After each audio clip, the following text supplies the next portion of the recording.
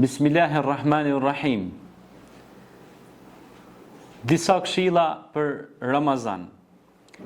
Jemi në muajin e bekuar të Ramazanit dhe ditët po ecin një nga një, dhe padyshim që është mirë që t'i dim disa gjëra që janë të preferueshme pra të bëhen gjatë muajit Ramazanit, sidomos pra edhe në fillim të Ramazanit, po edhe në mes të Ramazanit, po edhe në fund të Ramazanit, sidomos në 10 ditëshin e fundit të Ramazanit, ku gjendet edhe nota e madhe e Kadrit, që është Lejletul Qadri khairun min alfi shahr, pra që nota e Kadrit është më e vlefshme se 1000 muaj. Dikun 83 vjet e 4 muaj, nëse i mbledhim të gjitha, pra një vlerë madhore, ku dihet se mosha e njeriu është rreth 74 vjeç deri 76 vjeç. Po flas për njerëzit në Brazilën sa mujnë me jetu në planetin Tokë. Se ka njerëz që jetojnë deri në 100 vjeç, po janë të fol për ligjin e shumicës mbas statistikave të natalitetit dhe mortalitetit, ku ekspertët i kanë bërë ato statistika. Është një gjë shumë interesante pra që duhet dim se çka duhet bëjmë për Ramazan. Këtë Ramazan dhe si çdo Ramazan tjetër që e kemi bërë dhe duhet ta bëjmë është ushqimi i varfërve, ushqimi i jetimëve, shpërndarja e iftareve, mi thirr njerëzit në iftar sa më shumë. Këndimi i Kuranit, leximi i Kuranit, praktikimi i Kuranit. Zoti thotë në Kuran hudal lil muttaqin, ky Kuran është udhëzues për bamirësit. Andaj duhet bëjmë bamirësi. Sadakaja është e preferueshme çdo ditë. Mjafton një bukë 50 cent, 1 euro, sa do që të është, mi ja dhon një nevojtari. Mjafton një kokër hurme, ose një paket hurme, ta shpërndash. Ta pastrosh xhamin. Nëse je muezin, ta thirrës ezanin.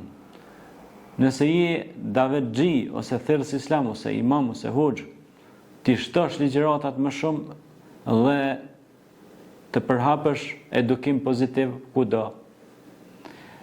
Pastaj, vizita e familjarëve në iftare, shpeshtimi i vizitave familjare. Pra vizita të cilat në ato vizita mësojnë rreth njëri tjetrit dhe bisedojnë biseda produktive.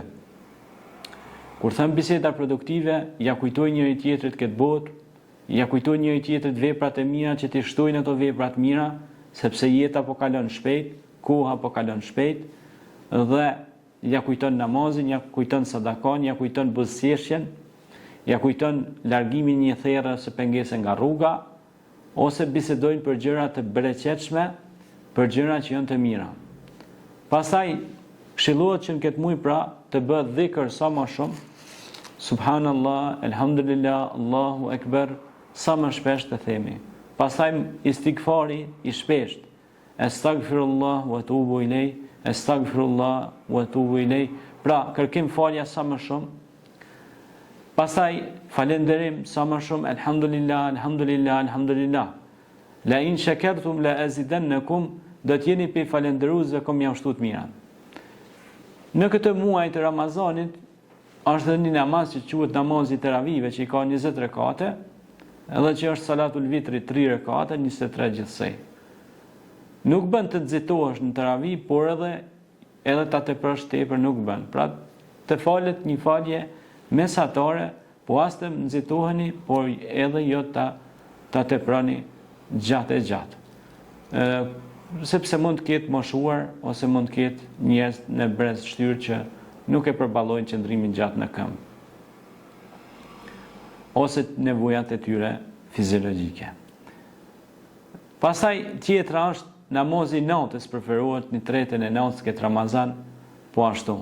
Qiyamul lejli është i preferueshëm, është shumë mirë me fal namaz natë. Preferohet sadakoja, pra sadakoja në xhami, sadakoja me fëmijë, me të vjetër, me të moshuar, për shembull me gëzu fëmin, ti gëzosh fëmijët ose të moshuarit, është një shpërblim shumë i madh nga ana e Allahut te barekuhu teala. Tu shtrosh atyre iftarin. Ti ja kujtosh krijuesin, Allahun xhaleshanuhu, që i ka krijuar, i ka fal. Ti edukosh me fjalë edukonjëse, me fjalë edukative, me fjalë të cilat janë motivuese, inspiruese, fjalë të mira, fjalë të bukura. sepse kështu na mësoi dhe pejgamberi alayhis salatu wasalam, kush ka besu Allahun dhe ditën e gjykimit, le të flas mirë ose le të hesht. Pra, të flasësh fjalë të bukura dhe fjalë të mira dhe të zgjidhura, për shkak se fëmijët i dëgjojnë fjalët nga të rriturit dhe ashtu siç i dëgjojnë të rriturit, ata i shprehin ato fjalë edhe në jetën e tyre të përditshme.